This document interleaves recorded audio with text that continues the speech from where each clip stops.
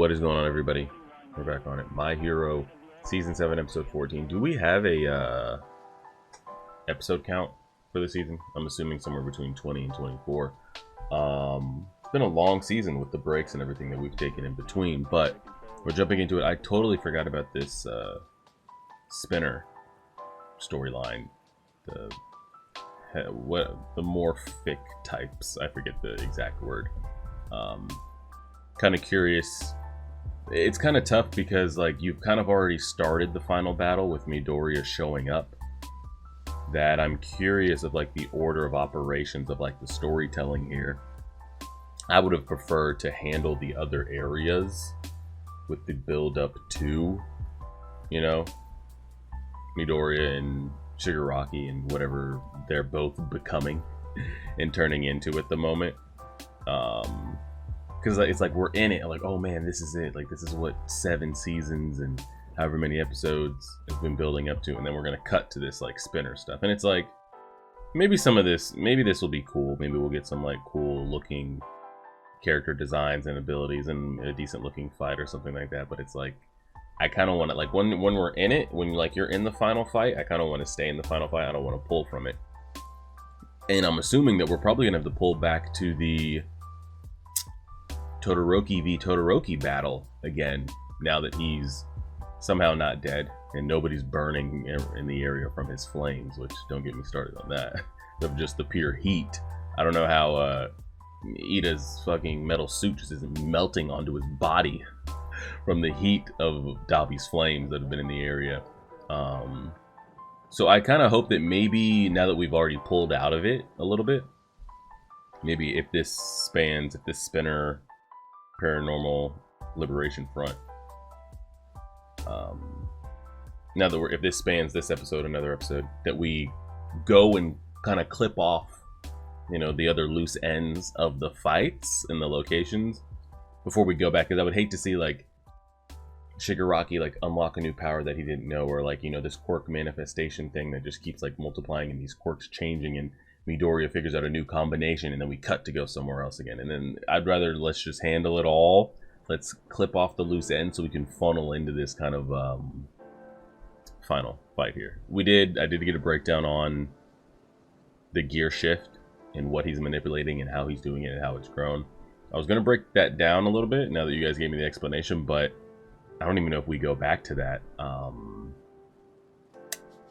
this episode. So let's just go ahead and get it started, see what we get.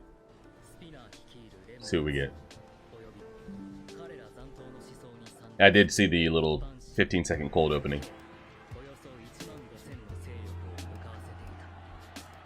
So I know President Mike's over here, and who else?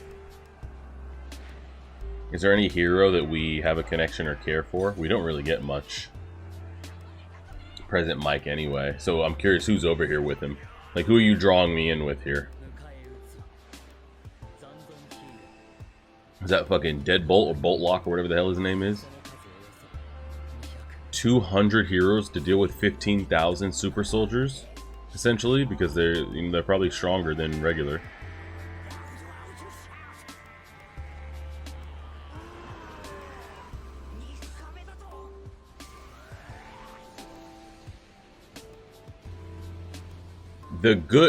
It's good and bad. The good thing here with dealing with these morphic types, you shouldn't get hit with any, I mean, this is why this hasn't turned into complete chaos. You don't have to deal with any crazy abilities because for the most part, it's just going to be pure strength, pure hand-to-hand combat. So I don't have to worry about anybody creating an ice wall or fire laser beam or something from the cosmos or some crazy shit.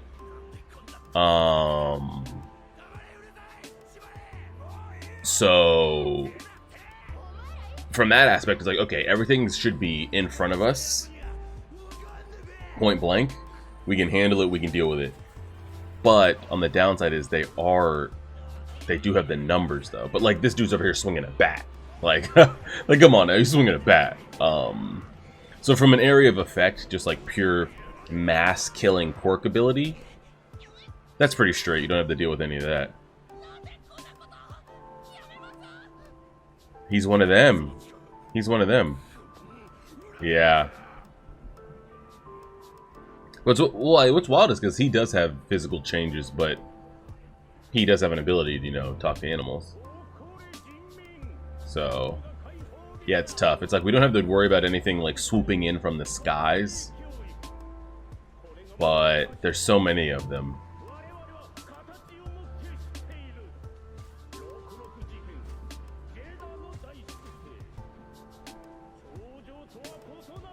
What is he, I'm trying to figure out the exact bug he is. Yo, you know who we need over here?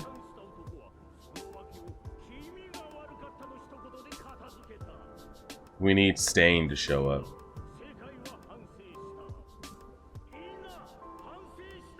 And really, like, quell this fire.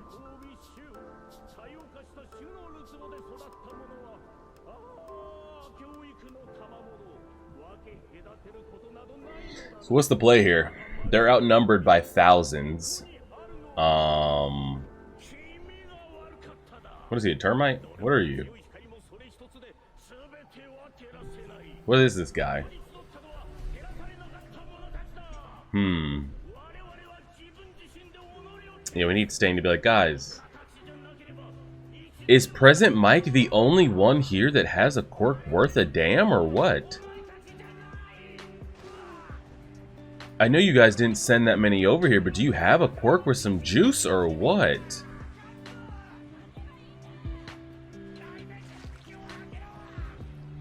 Honestly, though, Present Mike might be able to fuck it up.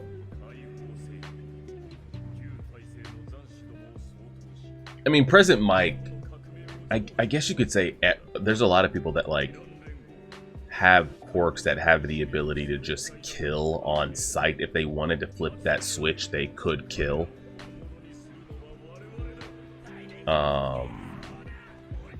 Like if Todoroki wanted to make flaming ice spears that pierced people's hearts. Or if Kaminari wanted to electrocute people enough to just straight fry their brains and turn it into scrambled eggs. If they wanted to go that far. Can Present Mike not just literally hit an octave that could just blow out eardrums and brains at like a damn near molecular level? It might really fuck up his throat, but do you not have anything? Oh shit. Octo blow. If Present Mike had to, like, it's like everybody here is going to die. Could he not turn the dial up to a certain octave? I mean, the problem is if he went that high, he probably affects his people as well, but you might have to. It's from the cold opening right here. Damn, they call them wannabe heroes because they've got heteromorphic types that are actually on the hero side. Oh.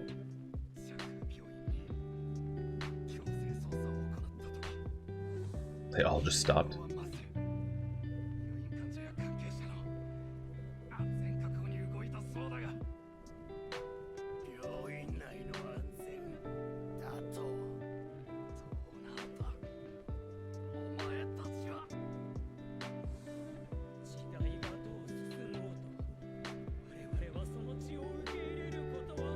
Fair enough.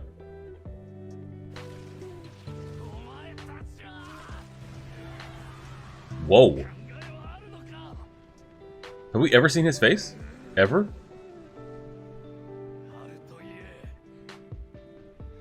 Oh shit. I don't think we've ever seen his face or the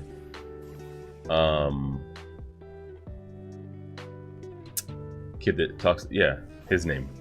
Koda. Always forget his name.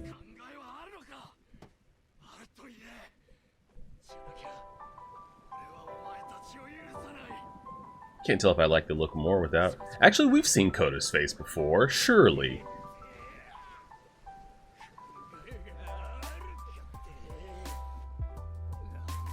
Yo, Spinner, are you good, bro?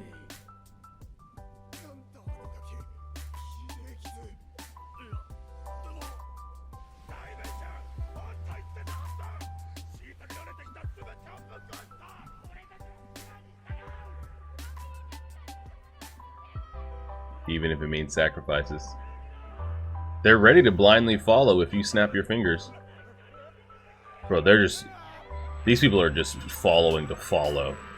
They've been shit on their whole lives because of their appearance. They don't even, yeah, he has nothing. If they want to know that they're fighting for something, that life is going to be better after this XYZ.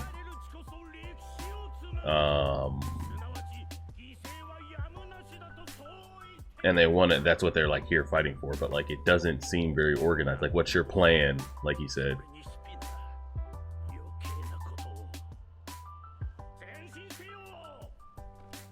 Yeah, their hearts aren't in it.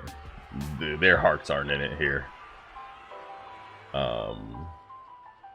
It could be one or two things that might like sway them to like really back down.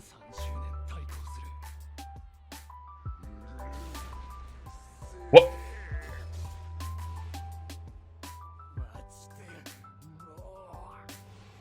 What all did he give him, by the way? What steroids did you put in him? Body bulk. Oh, he gave him 2? Shit, I mean, shit, he could have given him 3, 4, 5. Like, what are we talking here? Are blades sticking? Scale mail? Look like blades. I guess those are scales? I guess now that more of them are showing up, it does look. Oh, it's covered his whole body. Yikes. Okay, now it looks like scales. We're just pure skin, though. What's the player? And this is where it goes back to, like, we've got these heteromorphic types, like, who's got the power? Who here has juice? When you look at it, I've been saying this for a while. The heroes really do get the short end of the quirk stick, you know? Oh god, I thought he was going further beyond. What the hell was he about to do?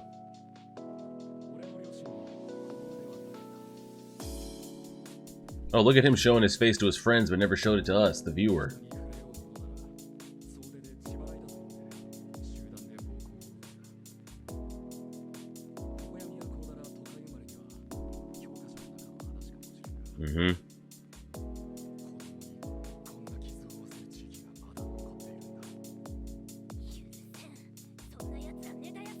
She's one of the... Now that you think about it, there's a lot of them that, depending on where you grew up, you got the shit end of it.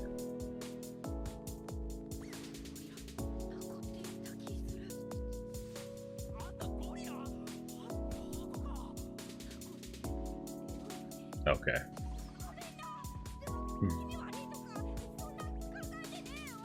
Where's Mineta at? Give me a moment. Let him get a moment here where he just goes brazy.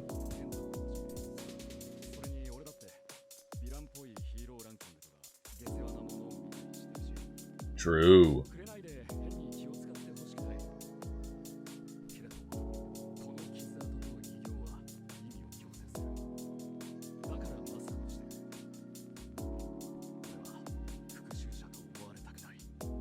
Fair enough.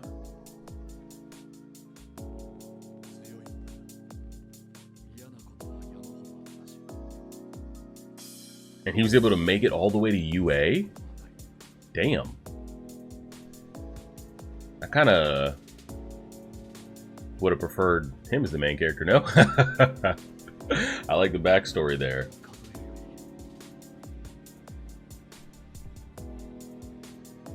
Saved somebody's life.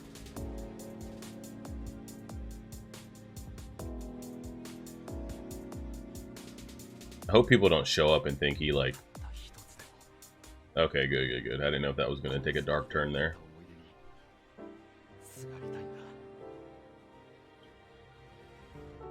We still... we still need a way to put Spinner down. And as great as his little backstory is here, I don't think he possesses The juice that it will take to pierce through those scales and everything. Is that him? Oh shit, he did go further beyond. Well shit, maybe he'll get pushed to the brink and somehow, I don't know, cover himself in something that's gonna be, because I don't, he's pure, like, again, you know, he's got these extra arms and, but he's just pure, it's still skin, it's still like regular, he just has more of it. It can still be pierced and cut off as easily as anybody else's.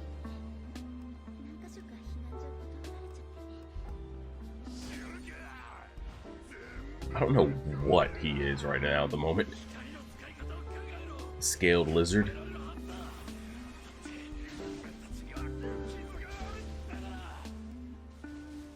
He's speaking to the peoples. You've got this dude over here that's trying to, like, negatively refute anything he's saying.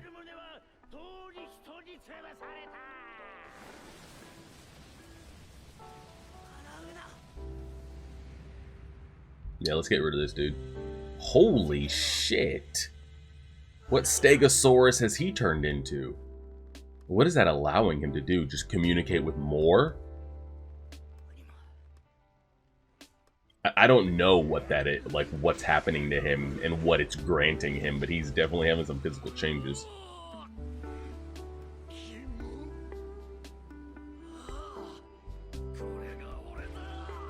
What did he wrap one arm in the other arms to give some more bulking behind it?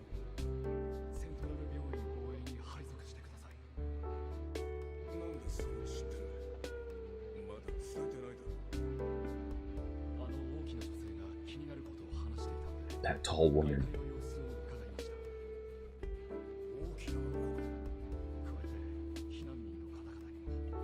There's got to be somebody else here that could give us a little bit of juice now. Is that the original from the first episode? Was that Slime Boy?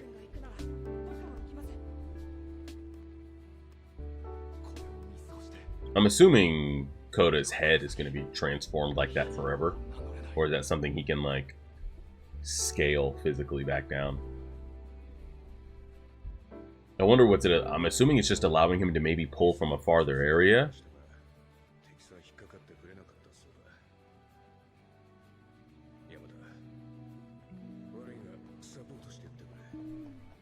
There's no way, like, what the plan was to send Present Mike, Deadbolt, Deadlock, Lock Boy, and the two kids for 20,000 some, or 10,000, 15,000 plus enemy troops.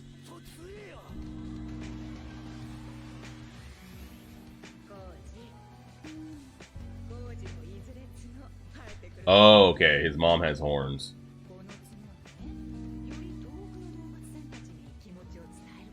Okay, so I think it just increases his range.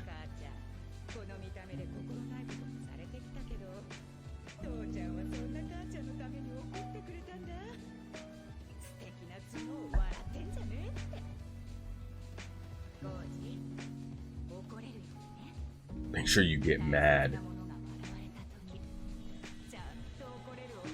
I mean, he's definitely got a horn there.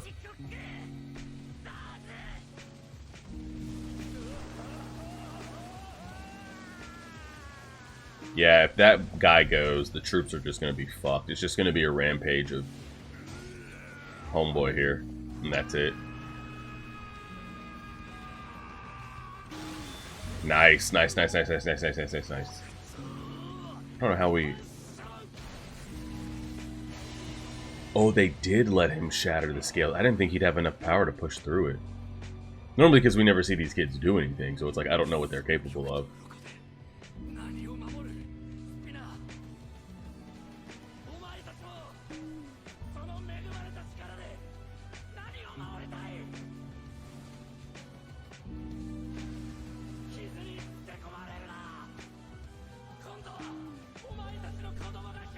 Honestly, the backstory on him is pretty great, actually.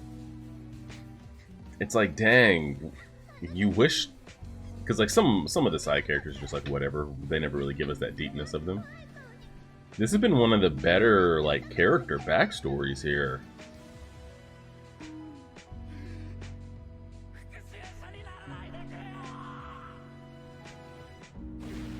And yeah, you know, the spinner shit couldn't be that easy. Just like with the Dabi stuff, it couldn't be one hit like that. You gotta let that revenge go.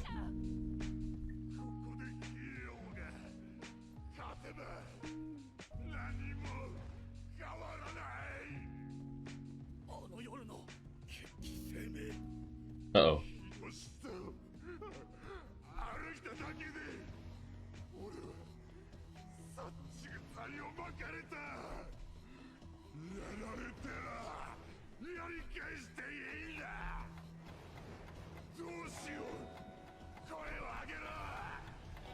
Oh, that propaganda they've been listening to.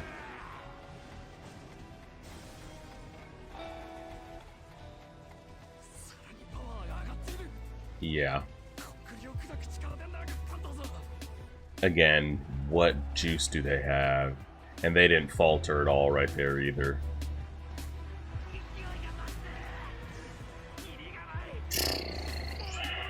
The fact that you showed up with this little amount of troops, what was the play? Anybody? You ain't got enough bullets in there to do a damn thing.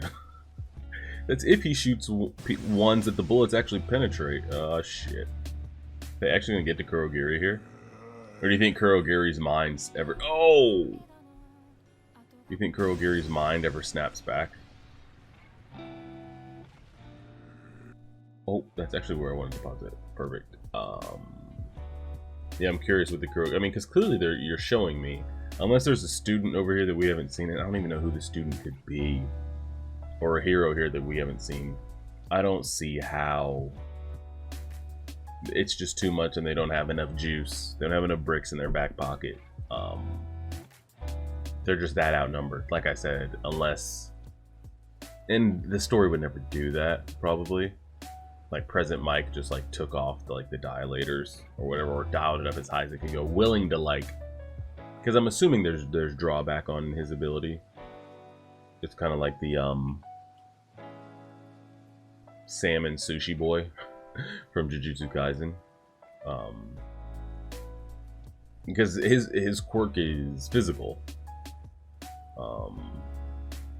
from his throat. I'm assuming if he was to do like a nuclear, oh, I'm going to fuck these people up, it would probably have long-lasting effects on his... He'd probably still be able to use his quirk, especially with like a dilator, but he might not ever be able to reach something like that again, or like high levels again. But maybe that won't be like this. But this is a fight though that you would be willing to sacrifice that for, you know?